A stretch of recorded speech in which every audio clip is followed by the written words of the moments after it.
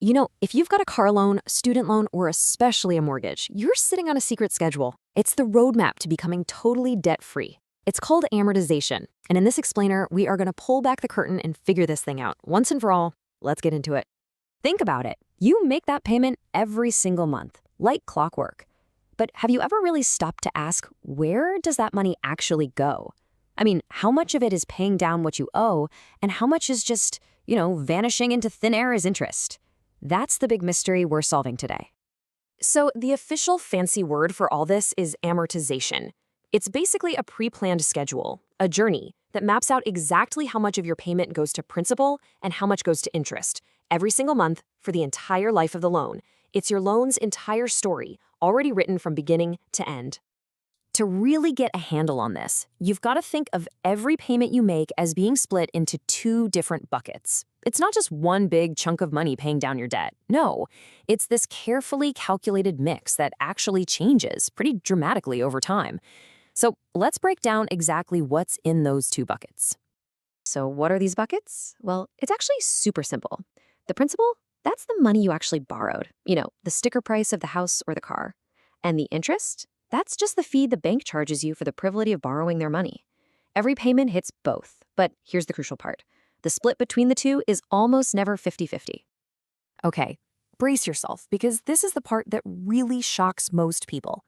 That very first payment you make, almost all of it goes straight to interest.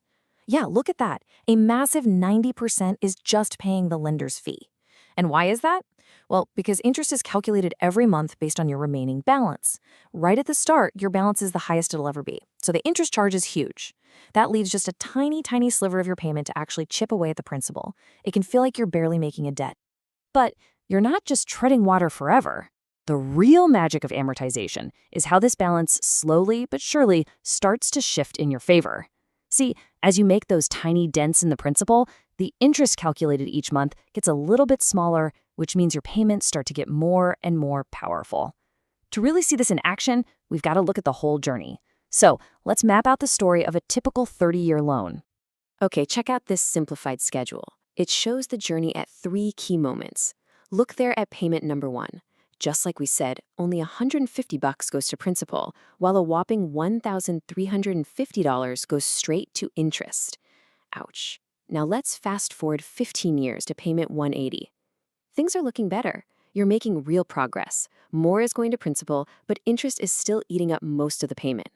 But then, look at that very last payment, number 360. It's almost all principal. You're finally landing that knockout blow on the debt itself. And if you're a visual person, this bar chart makes that shift crystal clear. At the beginning, that principal payment is just a tiny sliver. But now look at the bar for payment 180. That's the halfway point in a 30-year loan. It's grown a lot. It's a really slow, gradual tilt, but over the life of the loan, your payments get so much more effective at actually paying down what you borrowed. So why do we care so much about this slow tilting process? I mean, why does the balance between principal and interest even matter? Because paying down that principal, that's not just about getting out of debt. It's the number one way you build wealth with an asset like a home. It's how you build equity. This is the big takeaway right here. Every single dollar that you manage to get into that principal bucket is a dollar of your home that you now own free and clear. So amortization isn't just some boring payment schedule, it's an equity building machine. That tiny little bit from your very first payment is your first real piece of ownership. But let's not forget the other side of the coin. If you just follow the schedule without making any changes, it can get pretty expensive.